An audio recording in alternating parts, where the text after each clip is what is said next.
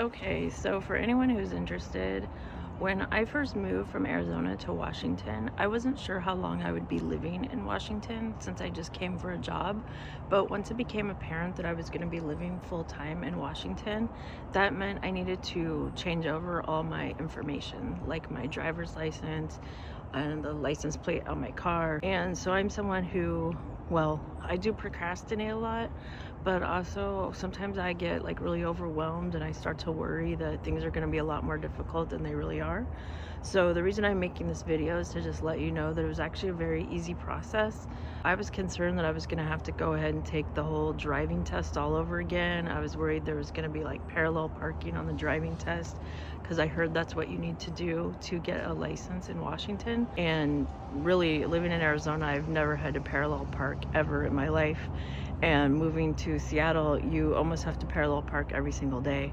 So I was really worried about being tested on that. So I was actually surprised. I basically went to Washington's Department of Motor Vehicles and went in and told them that I wanted to get a Washington license, and all they did was have me give them my Arizona license. And as long as I had an Arizona license, that was all they had to do. Was they just took my photo and they gave me a brand new Washington license. There was no test required at all whatsoever. I was very thankful for that. I hadn't taken the actual driver's license test since I was 16 and got my very first license. So the next issue that I had to do was get my car basically registered in the state of Washington. And for that, instead of going to a DMV location, Washington actually has special kiosk stores that you can go to. They're like in a strip mall, or the one I went to was in the back of a Rite Aid drugstore, and it's like these third-party people that will handle the licensing. And so I went to the Rite Aid basically and said I needed to get my title, registration, all of that under the name of, or under Washington. Now, it is true that at that point in time I was actually making car payments, so I was not the actual title owner because the people who I'm making car payments were to. I was making car payments to a company in Arizona, and I'd actually paid off my car. So I was concerned about how do I get the title in my name in a completely different state. I didn't know if I was going to have to go down to Arizona and get all the paperwork and then come back to Washington.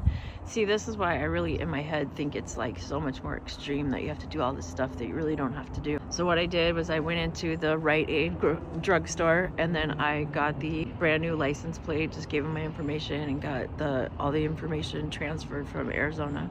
Now actually on this car, or in all cars in Washington, they want you to have a license plate on the front end and the back end of your car. In Arizona, I only had to have a license plate on the back of my car, which the front of my car doesn't even have holes to screw in a license plate.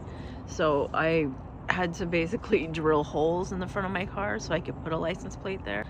So in a sense, maybe there were some extra steps I had to do, but it really wasn't that difficult to just go into the Rite Aid and get my new license plate in Washington. So then what happened is I paid off my car, and I was concerned about how do I get the car title in my name. And basically the people that sold me the car, they basically send you a thing in the mail basically saying that the car is paid off and that I'm now the new title owner, or I have to get it transferred into my name. So then basically I had to go back to one of those kiosk type stores, or the third party, not the DMV, but you go into these car title stores and get the title in my name. Sorry, I'm having a hard time talking today, I guess. But thank you for watching anyways. So it was very easy. So now I was the owner of the car. It's all in my name. Got all the paperwork, didn't have to do any special traveling, didn't have to make any special trips. Here in Washington, when it comes time to renew your license or your registration, it's all pretty much done online. I don't have to go into a Rite Aid, and it's been a pretty easy process. So all that worrying I did about how difficult it was going to be was really for nothing. And I do have to say that before I made it official and made all my information transferred from Arizona to Washington, I was still, in the first couple of weeks or months that I was living and working in Washington, my car insurance was still through my company in Arizona, and I noticed my license plate was still Arizona. I noticed that I kept getting pulled over. I was probably pulled over on 3 different occasions where the police said that my registration was expired and it was up to date as far as Arizona records are. I was not doing anything wrong. As far as I knew, I wasn't speeding. They said they pulled me over because of the tags on my car, even though the tags on my car were not expired. I had up-to-date insurance and everything. But for whatever reason, I kept getting pulled over, and I started to feel kind of targeted. I don't know why they kept pulling me over. Plus, if they're going to check some database, I don't think they have access to look up my Arizona license information through their Washington database. I could be wrong on that. But every time they pull me over, they're like, sorry, we've made a mistake, and then they let me go. Well, I could probably make a video about those 3 pullovers because there's stories there too as well.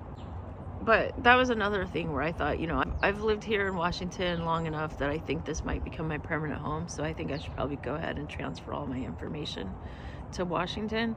And so the one last thing that I had to do was get the car insurance. Basically, I thought I could just simply do a change of address. And that's not the case, because once I told them that I had moved to Washington, now I have a new address. This whole time, the address I had been using was through I won't say a P.O. box, but through a mailbox service. So, I'm using this address as my address, and that's the address, I registered everything with, because that's where I got my mail, even though technically I'm, sleeping in my car and didn't have a permanent address. I had a job and I had a life, but I slept in my car, so I got all my mail through a mailbox service company. So when I tried to do my change of address through my car insurance, they're like, oh, you're in Washington, so we can't cover you anymore, so we're dropping your insurance. And it's like, okay, I know, I understand that. So now I basically had to start looking for new insurance. So I was actually surprised that when I tried to find new insurance through companies that are, I guess, Washington based, a lot of them would tell me that because I didn't have prior insurance with a Washington based company, that they were not going to insure me and that I didn't qualify. And I thought, well, that's strange, because obviously people move all the time. People move from one state to another for jobs or for other reasons. So you have to be able to get insured somehow.